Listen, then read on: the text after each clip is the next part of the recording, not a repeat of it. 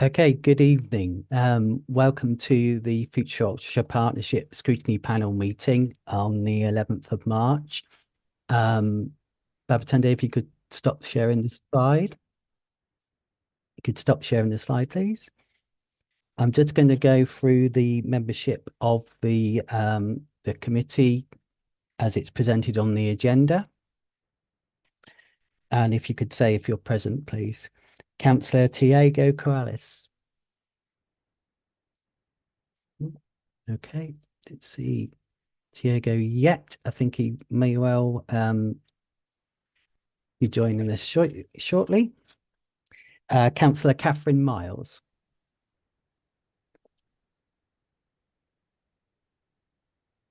Councillor Miles, can you hear me? Yep. Yep. Yep, thank you. Councillor Lewis Muddleman. See. Yeah, I thought I'd seen Councillor Muddleman. Councillor John Broad. Present. Thank you. Councillor Lynn Pratt. Yeah, present. Thank you very much. Councillor Sean Woodcock. Here. Thank you. Councillor Richard Webber, I believe, has just joined us. I saw your face, Councillor Webber. Thank you very much indeed. Councillor Charlie Hicks, we have apologies from.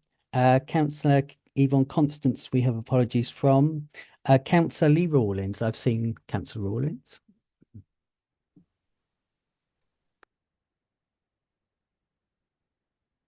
I did see him, he may have. Yes, I can, he's on the call, but I can't hear him at the moment. Councillor David Turner, I'm expecting from South Oxfordshire. I have apologies from Councillor Joe Robb.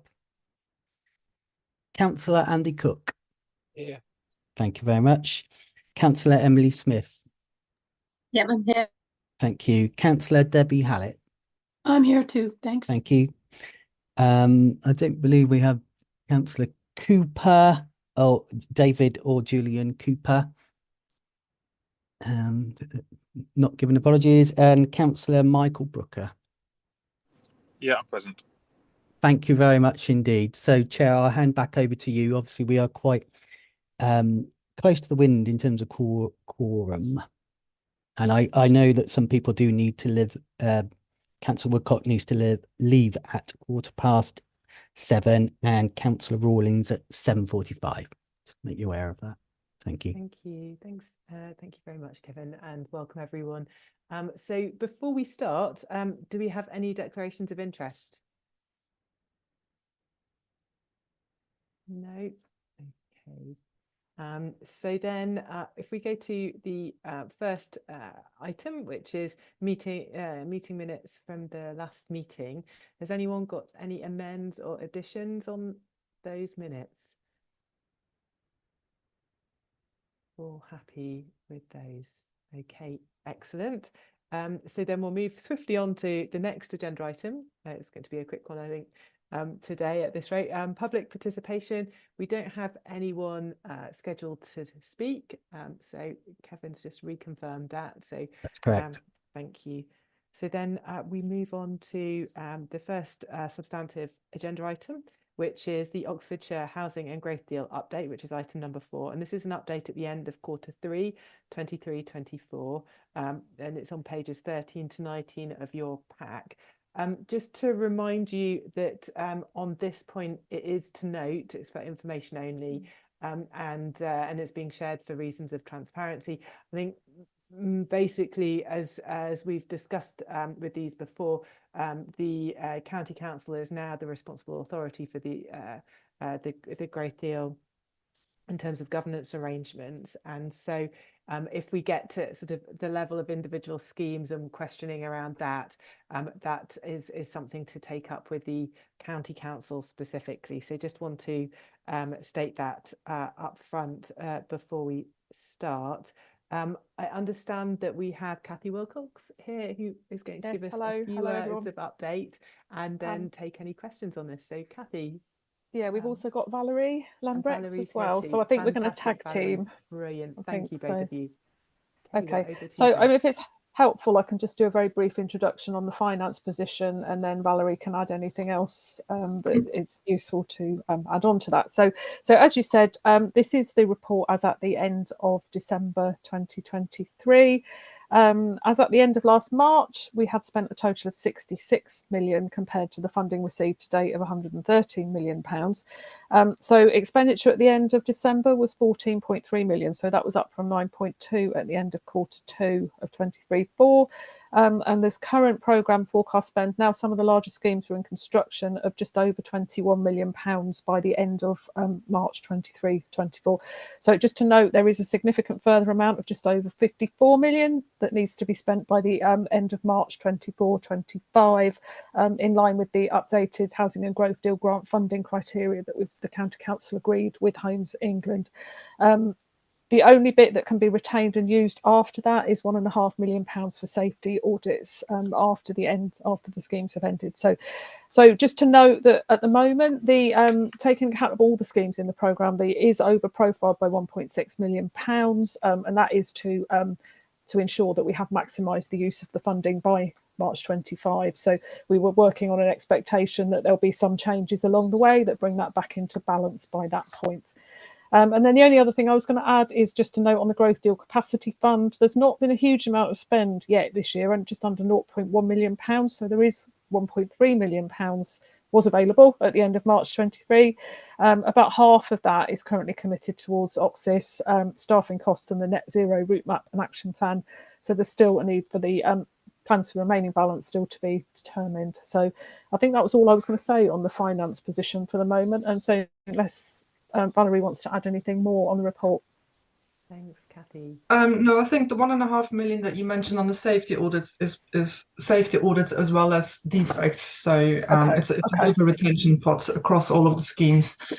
Yeah, and I think in terms of my update on the infrastructure, it's predominantly around Lodge Hill, where we returned 4 million back into the Growth Deal pots. That 4 million then got redistributed across some of the other schemes, notably the tramway scheme up in Banbury area, where we had some contamination issues. But yeah, in terms of deliverability, we are pretty much ready to soon get onto the ground. The same goes for the Banbury Road roundabout up in Bicester, where to get onto the ground, we needed just a little bit of extra money. It's more of a risk contingency, so most likely that money will come back. Like Kathy said, we currently still slightly over-profiled, but we sort of tracking movements and deliverability across all of our schemes, across a number of criteria, just to make sure that we are able to make slight movements if need be. None of those movements would happen without sort of prior conversations with the districts, I'll put it that way. But yeah, in terms of our big updates, yeah, the biggest thing that happened sort of last year is the Lodge Hill bill funding that came in, which therefore meant that we could sort of recycle that Growth Deal fund of 4 million. Well, congratulations on that. I think that sounds like it was a relief that came through. Councillor Andy Cook, please. Thank you. Hi, I'm trying to, I may be in completely the wrong place, but yeah. On the, I think the annex to it, the growth deal schemes, and those who know me will know that I will have leapt to the Milton pedestrian and cycle bridge. I don't actually understand what the numbers are saying in there. I may just be being completely thick. Year 5 expenditure 53,000, total expenditure year 1 to year 5 238,000, and then zero expenditure for 2023 and 2024. Does that mean it's getting built or it's not getting built? So we reduced funding for the Milton Heights Bridge quite a while ago. Yeah. couple of quarters ago. We are currently looking at finding funding elsewhere. The funding was removed because we weren't going to be able to build anything prior to the March 25 deadline. That doesn't mean it's for us, it's not a dead scheme. We are actively seeking funding to go ahead with the scheme at some point. Have we got any updates on that? Because I think we've been actively seeking funding for a year and a half now, and I haven't had any updates on it because there are people really quite worried up at Milton Heights. The houses that were supposed to be built because of it had been built. There are kids now going to school and crossing Milton Interchange, which is a really busy junction. And yeah, if they follow the lights properly, they'll be fine. But the thing about kids is they don't always get sensible. And I am waiting basically to hear about a kid getting run over there. And it's a horrible feeling to be waiting for that. So the more information we get, the better. Have we got any updates at all? I haven't got further updates apart from what I have just told you. I do know that I want to say I'm a bit closer, but I'm not entirely sure what exactly was said last time round. But I do know that teams are currently looking into it. Yeah, and that comes with Section 106 funding and other bits and bobs. Thank you. Yeah. I think that previously at our scrutiny meetings, we have requested sort of an update of alternative sources of funding for not just that specific scheme, but sort of in general, given that there are multiple schemes that funding was dropped from. So I'm just turning to Kevin to see, whilst this is really for us to note, and we on individual schemes we have to follow up with the county council, is it within our gift as FOP scrutiny to at least request maybe an update on these, or should we direct our questions around sort of the broader issue of unfunded schemes where we're seeking alternative funding? Is that something we could raise with FOP and ask that they also receive an update on? Chair, I might be bringing Andrew perhaps, but my gut would say that it would be best for members to take that back through their own councils and for their officers to basically ask the question and bring back a response that way. Yes, if I may come in, yeah. I think that's right, Kevin. The programme has the responsibility of the county council. There is an agreement that the county will report openly to wider partners, and that's why this report is here, which is great. But I think the correct route is to go back through the individual district representatives to the county. Yeah. Thank you, Andrew, and thank you, Andy, as well for that question. So I hope that you're able to do that. We can see Councillor Broad has got his hand up, and please raise your hand if anyone else has got any questions, please. Councillor Broad, thank you. Thank you, Chair. Yeah, I just can't resist saying that we've still got a half-baked programme here in Bicester, where we've got the tunnels they said would never be built for the A4095 realigned Hose Lane, and somehow the money got taken away because it wouldn't be spent before 2025. Well, when that was asked for, you would have done by now. And I just wanted to remind people that that scheme that it opens up, which was for 5,000 houses on the Eco Town, was then increased to 6,000 houses for the unmet need from Oxford City. And now with the new local plan for Charwell District, that area is now proposed as a draft, obviously, for 7,000 houses, and we still haven't got the road or even an inkling of whether the road will be completed, even though we've got the tunnels already done. Thank you, John. I understand your frustration. I think many of us have frustrations in our own individual patch of where there has been insufficient funding allocated because of the reallocation of funding reprioritisation due to the inflationary pressures, and it's disappointing. I mean, we can always maybe note an observation to FOP whilst it's not feedback to the county, you know, that we're raising concerns that some of these projects, which are important, do get funded. Has anyone got any general questions on the report before us from Kathy and Valerie? I do have one specific question, if that's okay, and that's you mentioned Oxis and the Growth Deal Capacity Fund, and that very little has been spent yet on this, but it is planned for Oxis. I understood from one of our previous meetings that some of this work should have been done at an earlier stage.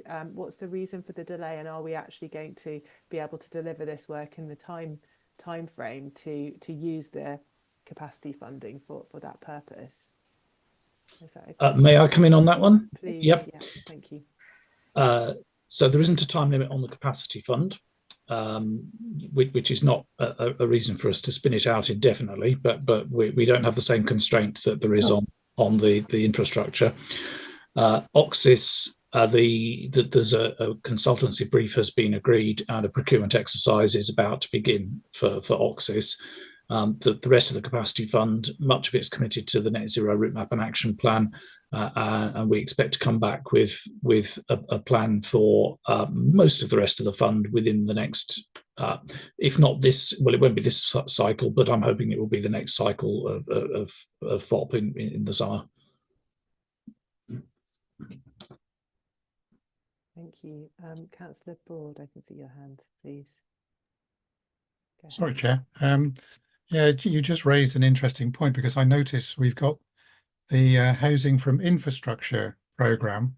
I just wondered, what's the connection between that and the monies that we've just been talking about? Because the HIF1 thing I thought was something to do with the government more than, well, both of them are to do with the government, obviously, but is there some sort of connection as to how they can get more money, or we can get more money, or something? Thank you. I think, Andrew, this is a question for you. So, Andrew Dam. Yeah, okay. Thank you.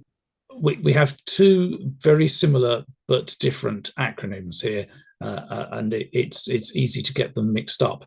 So the HIF fund, that was Housing Infrastructure Fund, and that was direct grants from government. The county was successful in securing two sets of HIF funding.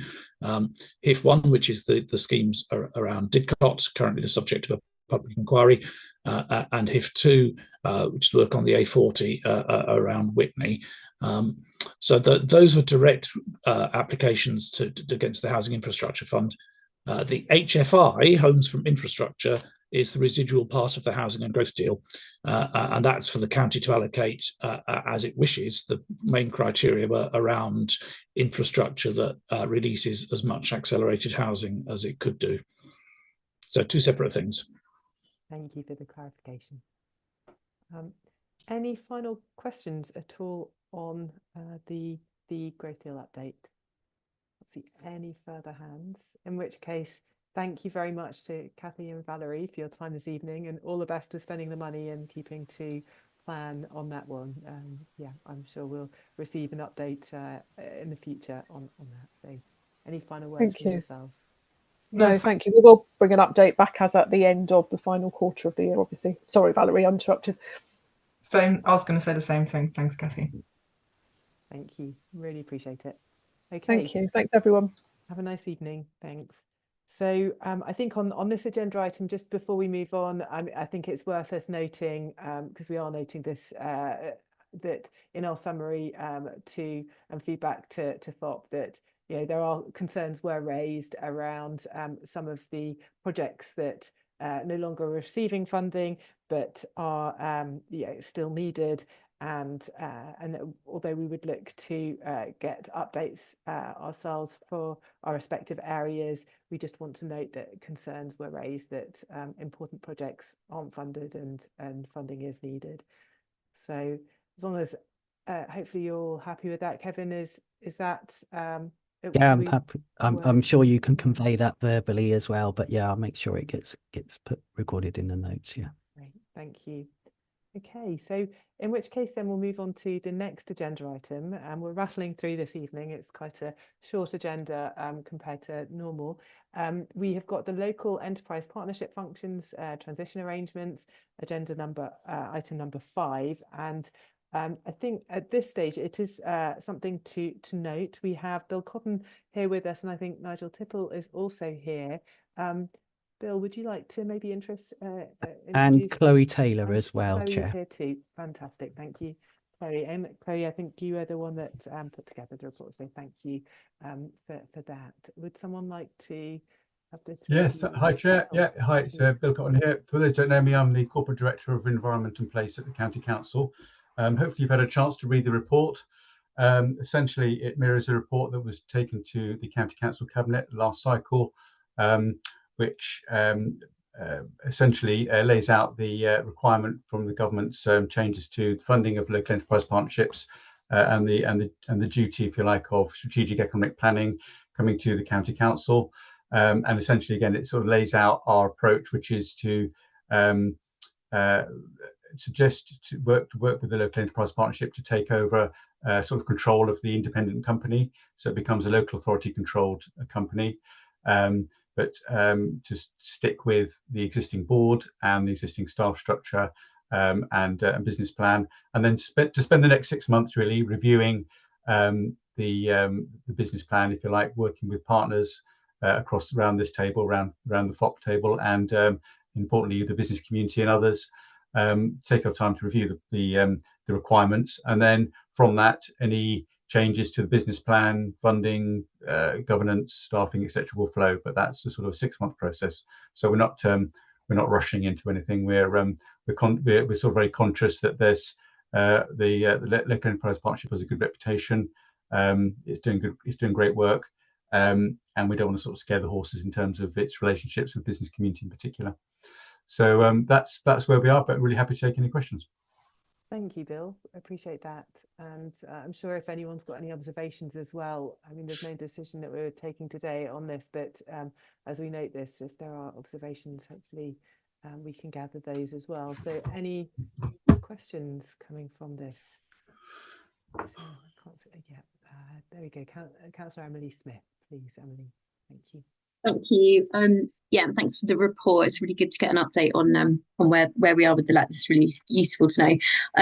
I've got 2 questions. One of them is under in the report that talks about the difference in phases. So under phase 2, obviously it talks about the review you just mentioned, Bill, there. And I just wanted to know, like, what engagements already happened with district councils and what is the plan for that engagement? Because obviously district councils have the economic development, economic development functions within teams as well. So obviously we need to make sure that there's a kind of huge opportunity here, I think, in terms of getting more involvement from the local councils in this area of work. So I think it's just absolutely crucial that the district's voices are heard, and perhaps there's been some frustration that hasn't happened, particularly around like development of the SAP and things like that in the past, and particularly that focus on kind of rural as well, because we are the most rural county in the southeast. So we need to sort of make sure that solutions that we're coming up with are kind of fit for the geography of our county. So that was one point about sort of what is the plan for the consultation. And the other point was under phase 3, when it talks about the review of wider economic development. It says review of wider economic development resources within the Oxfordshire system will be reviewed. Are you able to expand on what that means? Yeah, sure. Yeah, thanks for the question. That's really good question. So I'll start with the last one actually, because that's at top of mind. So I think when we sort of look at that wider resource, I think we sort of reflect that, as you say, we have local enterprise partnership, we've got the county council, we've got great work in the district councils, and they've all got various levels of capacity and capability and in those organisations. Equally, we've also got 2 universities. We've got some big science parks, massive science assets that are spending a lot of money on economic development and regeneration. And there are quite a number of other sort of big anchor institutions out there who are all actually got their role to play in economic development. So I suppose it's really just taking a step back, working out what kind of strategic economic development we want, and then working to maximise the inputs and links with all those other organisations that have got a role to play, and whether they can put their hand in the pocket to help do what we need to do. So I think that's really as quite a high level as that, really. I think at this level, this point. And the second one, in that sort of what does phase 2 look like? Consultation. To be honest, we're still working on that, but I am very conscious that we'll be working with the districts and the city council. We work closely through FOP, through EOG, through the executive officers group, so the officer team there, and the LEP have a sort of economic development officers group as well, which we attend. So there's lots of discussions at officer level, and we'll make sure we'll come back with a more formal program for the actual members and councils as well. So yeah, all to come in the next couple of months. Thank you. I think Emily, you have a follow-up. So yeah, it was just thank you for that. That sounds great. I'll be really interested to see how that pans out and look out for any sort of opportunities to feed in. There was just one other quick follow-up with another hat on that I have with the Local Government Association. There's been quite a lot of work done around work local by the city regions and the people and places boards at the LGA. So just wanted to check that you're aware of that work, because that's quite I think that's quite useful in terms of ideas that of how to structure things and sort of barriers and things and how to overcome them as well. So I don't know if you're already aware of that, but I know that work local is kind of refreshed regularly, and there's about to be another refresh. So just wanted to throw that. No, we'll look out for that, and to be honest, all good ideas welcome. So yeah, we'll have a look at that framework. We're looking at some other frameworks. I think it's fair to say, again, as I said, the LEP have done some great work, but it's like all things move on, isn't it? It's about taking the best of the existing arrangements and looking forward to the future and seeing if there's any positive changes we can make to build on those. So yeah, we'll be looking at other frameworks to help us think about economic growth and economic development over the next couple of months. Thank you, Bill. Any other comments or observations at this stage from anyone else?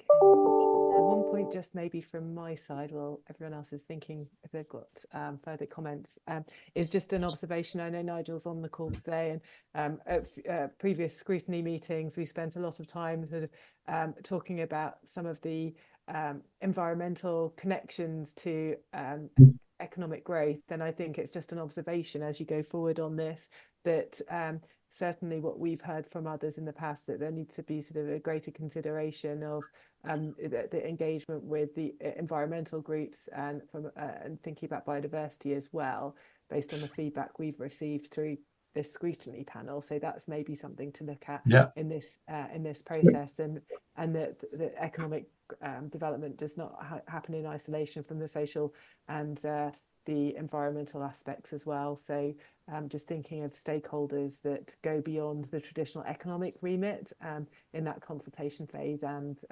looking at those who are thinking of natural capital, for instance, and that aspect and the connection with growth. Yeah, agreed. Thank you, Nigel. Nigel, is there anything that you'd like to say from your side? Just any... No, Bill's covered it. I'm simply here in case there are any detailed questions around the transition process, but Bill's covered everything in there. And just to the point in the paper, the recommendations to our board tomorrow are to approve the changes to the article such that it creates the effective control from the 1st of April. So the recommendations going to board are in support of the detail in this paper, and subject to that decision being taken tomorrow evening, which, as I say, is there for recommendation to approve. Then we'll complete that transfer of membership of the company by the 1st of April, which will affect the change. And then, as Bill said, phase 2 then allows us time to both reflect on existing operational activity, but then alignment and greater degree of understanding of how we'll work together going forward. Thank you, Nigel. And no problem. think, John, I see your hand raised. Question from your side, please. Thank you. Yes, thank you, Chair. Just a very quick comment, really. Can those who are organising all these new changes remember that farming is an industry and needs to be included, please? Totally agree. I wouldn't disagree with you. That's why we invested in the livestock centre in with Abingdon and Whitney College and others. So yeah, totally agree. I think at this stage, given that we're to note this, I think we've made some observations which, again, we will share with FOP just so that they know the questions we've raised to you. But I think we just wish you well with this transition period, and we look forward to being consulted. I think, I'm ending too early. Lee, I can see Councillor Rawlins has got his hand up. So Councillor Rawlins, please go ahead. I'm sorry, Chair, I missed some of the earlier discussion because I had a nightmare trying to get in, which I've now done on another computer. Maybe all this has been said, but I was just a bit anxious that this paper doesn't actually set forward what the future process will be. I accept that phase one is an essential step to make the change, but beyond there, I think we should be starting to sketch out what the structure should be, and I don't see that in this paper, and I think that's a problem. Well, thank you. That's an interesting observation. As I say, we are working on it, and as soon as we have it ready for public consumption, we will circulate that round to everybody to have a look at. I would suggest that maybe we start looking at things like having an economic review group, having the cabinet members who are responsible for development and economic regeneration involved, maybe start to bring some of that in line so that there can be some engagement in a bit more depth. Thank you, Lee, for the inputs there. I think this process of engagement is going to be happening in this second phase imminently. So hopefully we will be getting some updates when, I think, as Bill, you indicate that some of this information becomes available for public consumption. So we look forward to that and being involved, I think, in this process of consultation, taking on board the ideas as well that have been shared today. I think if we, David is now online. David, can you hear us? Do you have a question?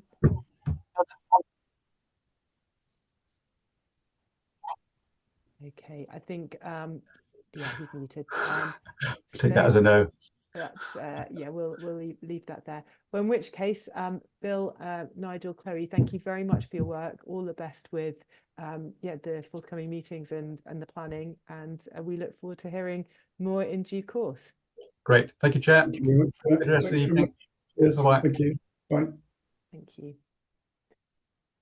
So this now brings us to the next agenda item, which is number 6, and we are just reviewing the FOP response to our recommendations. Last time, you will see that not all of the recommendations were accepted, but the majority were. I just wonder whether anyone has any comments they would like to raise on this, or do we just take it as read?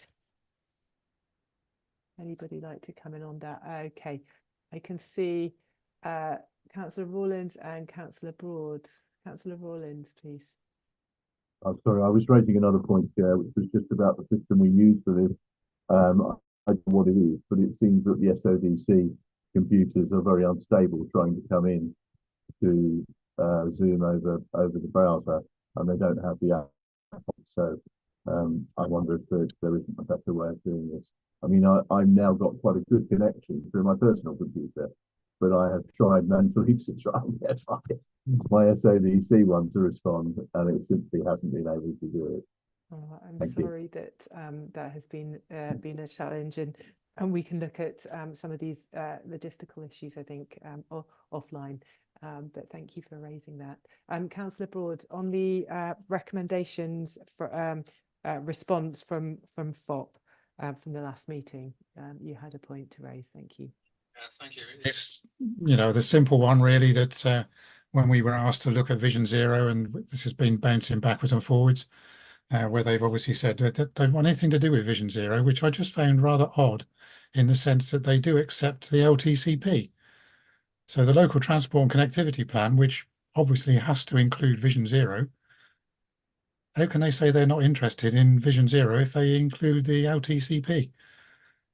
I don't believe. I'm not going to try and raise it any further because there's no point in bouncing it back to them. They'll just come back with the same answer. But I just find it odd, that they can accept a transport study but not have the accident rate in it. Mm-hmm. Thank you. Point noted. And I guess for the context is that Vision Zero, whilst it has its own strategy, is actually one part of the local transportation and connectivity plan, which is the wider framework, which whilst a county framework is something that is being implemented in coordination with the districts. Okay. So if there's no other points to raise on the recommendations, then we move on, I think, to the advisory group updates. We're really rattling through. I think this is because Sean and others have to leave the meeting quickly, so we're going to have covered most things before you go. So we have a number of advisory group updates. First is the planning advisory group update. I'll take each one in turn because we've got the luxury of time to do that. So has anyone got any questions to officers on the planning advisory group update, please?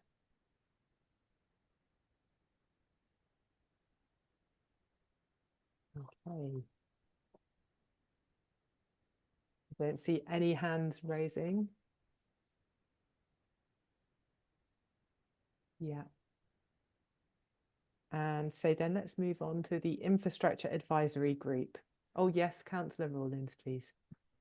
Just an observation, Chair, really.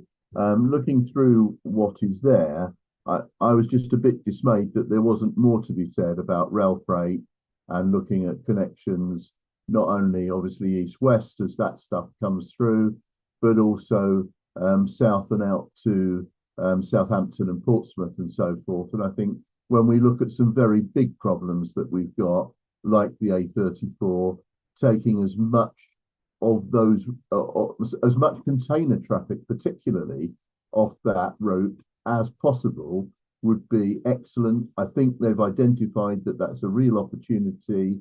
So it might just be that it's missing, because I think some of this was picked up in the LTCP. It just seemed a bit missing from what I saw on the infrastructure stuff. So it's just making sure that that hasn't been missed. Thank you. And from the officer perspective, is this something we can feed back to the infrastructure advisory group, that this is an area that we think ought to be looked at? Andrew? Just, I'm not clued up to any great extent on terms of the detail and the timetable, but I do know that the team at the County Council are looking at rail strategy. So it does feel as though this is pertinent to them. So I think we could certainly pass this back into the team of the county. Yeah, just to add a little bit, I did engage with the group who were working for, I think it was Highways England then. I don't know if they've changed their name again since. But I did engage with one of the guys there about this subject, and he said, and very pleasingly, he said they'd done a detailed study.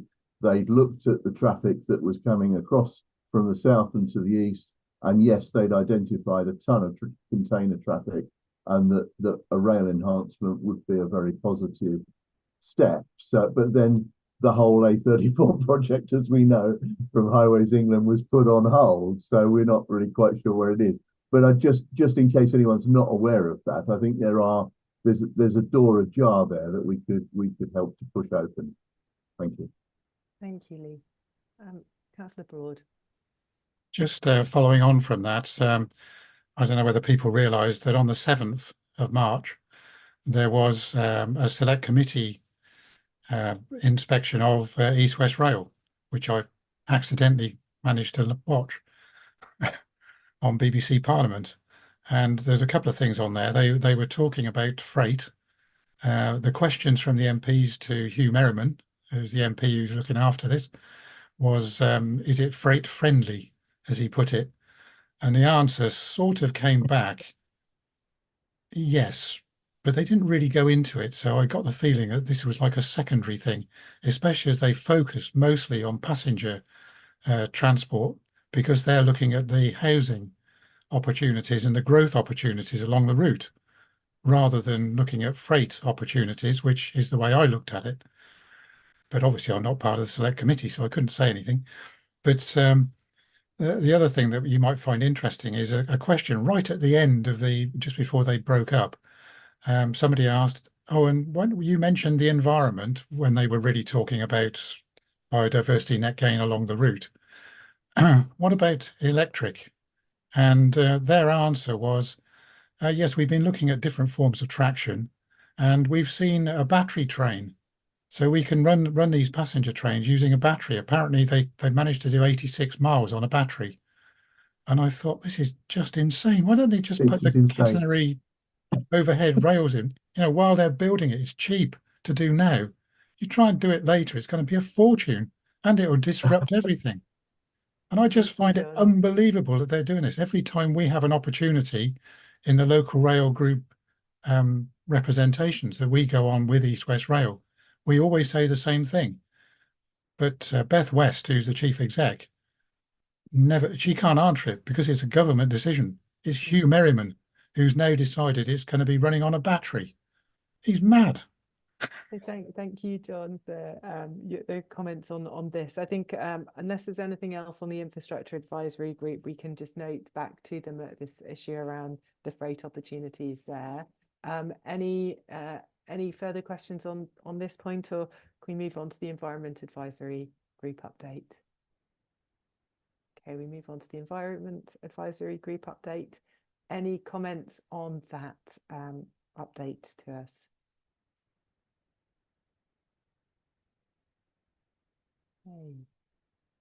It looks like that update is just noted. So thank you very much to the officers for sharing that with us. Then in which case we move on to agenda item 8. This is a record. We really are. I think this is, we're rattling through. So work programme for the scrutiny panel. I think we have a draft work programme for the panel. As you will know, that this is the last meeting from this municipal year. I think elections in some districts, and then the composition of our panel will change. So it would be for the new panel to take up. Any questions on what's on the work plan at the moment? No, can't see any hands. One thing to note, and maybe this is an action that was highlighted from the last meeting in the minutes, was that the terms of reference for this group would be looked at before the start of the next period, as the FOP itself is sort of changing its functionality to some extent, and I think that is something that would come forward for that. But I just wanted to give Kevin the chance if there's anything that we've missed on the work programme that you want to raise. No, nothing to add, Chair. I mean, it is what it is based on the current FOP work programme, and yeah, we've started the process of engaging around what the future terms of reference might be, what best practice looks like. But we've not had an initial meeting, but one is scheduled around that. Thank you for the update on that.